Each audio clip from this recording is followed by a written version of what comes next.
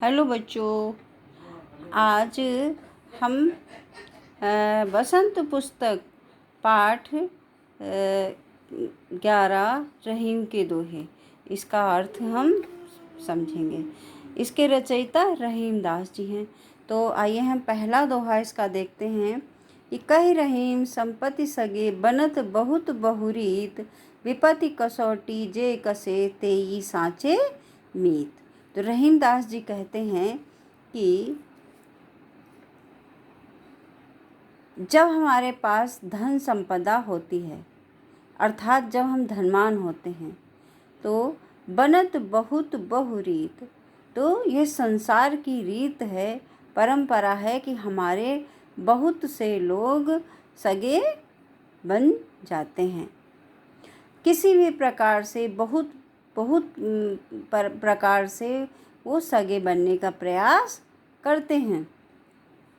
विपत्ति कसौटी जे कसे तेई साँचे मीत, लेकिन वहाँ पर ये बता रहे हैं कि हमें सच्चे मित्र की क्या पहचान होनी चाहिए, सच्चे मित्र की क्या कसौटी होनी चाहिए, क्या परख होनी चाहिए कि सच्चा मित्र कैसा होता है, अर्थात सच्चा मित्र कैसा होता है। मीत माने मित्र, साँचे माने सच्चे, तेई माने वही, विपत्ति कसौटी जे कसे यानी विपत्ति माने आपदा या संकट के समय जो आपके साथ हो, जो आपका साथ दे, वही साँचे मित्र हैं, वही सच्चे मित्र हैं। आपदा विपत्ति जो है क्या होती है, वो आपकी कसौटी होती है। कसौटी मतलब खरा उतरना, जो आपकी धन संपदा से उनको कोई मतलब नहीं है, लेकिन आपकी परेशानी में वो आपके साथ हैं, वही आपके सच्चे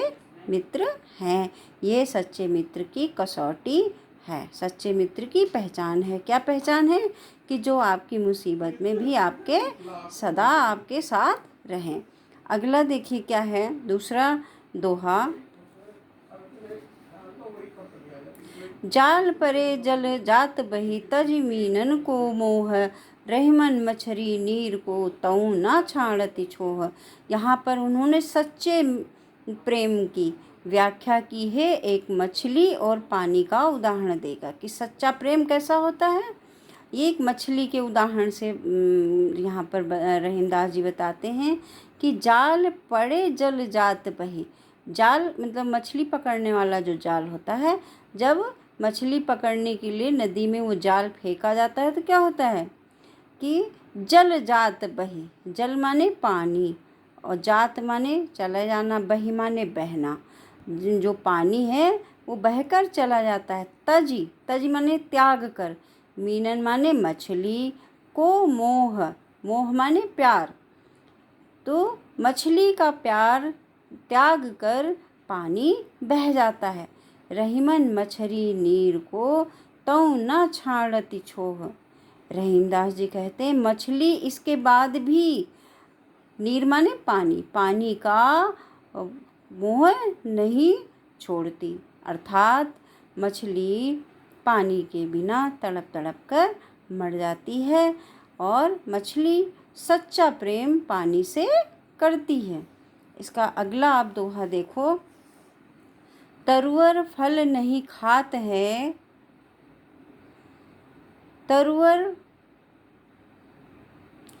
तरुअर फल नहीं खात है, सरवर पियत न पान। कहि रहीम पर काज हित संपत्ति संचहि सुजान। रहीम दास जी कहते हैं कि यहाँ पर परोपकार के बारे में, कि परोपकार यानी दूसरे के काम के लिए किस तरीके से दूसरे के परोपकार के लिए लोग जीते हैं। तरुअर फल नहीं खात है, जो पेड़ हैं वो अपना फल नहीं खाते। सरवर पियत न पान, और नदियाँ अपना पानी कभी नहीं पीती। कहि रहीम पर काज हित, रहीम दास जी कहते हैं कि दूसरों के काज के लिए ही, दूसरों के कार्य के लिए ही संपत्ति संचय सुजान। जो सच्चे और बुद्धिमान लोग होते हैं वो दूसरों के उपकार के लिए ही धन का संचय करते हैं। थोथे बादर क्वार के ज्यों रहीम गहरात, धनी पुरुष निर्धन भये करे पाछली बात। तो रहीम दास जी कहते हैं कि जिस प्रकार से खाली बादल, क्वार के जो हैं बादल खाली देखने की, जो खाली बादल हैं खाली वो गरजते हैं, उनमें बारिश नहीं होती। तो धनी पुरुष निर्धन भय, ऐसे व्यक्ति जो कभी पूर्व में धनी थे लेकिन अब निर्धन हैं, वो हमेशा पिछली ही बातें करते रहते हैं। वो वर्तमान में नहीं जीते, वो अपनी पुरानी ही जब ऐशो आराम के दिन थे उसी में वो जीते हैं, उसी को जीते हैं। वो हर समय पिछली बात ही करते रहते हैं, ना कि वर्तमान में परिश्रम करके नए सिरे से अपनी ज़िंदगी को शुरू करते हैं, धनवान बनने का प्रयास नहीं करते और वो पिछले ही गाथा गाते रहते हैं। इसका अगला 5वां दोहा है। धरती की सी रीत है शीत घाम और मेह, जैसी परे सो सही रहे त्यों रहीम यह देह। रहीम दास जी ने यहाँ पर हमारे शरीर की तुलना धरती से की है। किस प्रकार से की है? वो कहते हैं कि धरती की सी रीत है, जैसे धरती की रीत है यानी परंपरा क्या है कि शीत माने सर्दी, घाम माने गर्मी, और मेह माने वर्षा। शीत यानी सर्दी, गर्मी और वर्षा को वह सहती रहती है। जैसी परे सो सही रहे त्यों रहीम यह देह। और रहीम दास जी कहते हैं कि हमारा शरीर भी ठीक धरती की तरह ही है कि जैसी पड़े वैसी ही ये सह लेता है।